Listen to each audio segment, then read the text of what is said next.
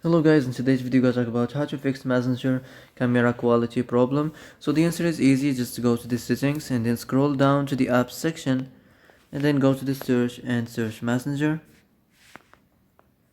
Then go to the storage and here you will find this clear cache option, click on it. Now you can go check it if it worked. If it didn't, you can try to start your phone or maybe turn on the airplane mode or the Bluetooth mode. You can turn it on and off.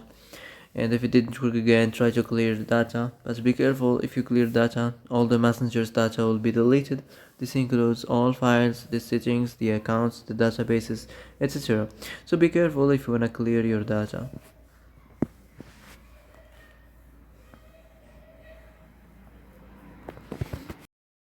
So that's it for today's video. I hope this is the answer you've been looking for.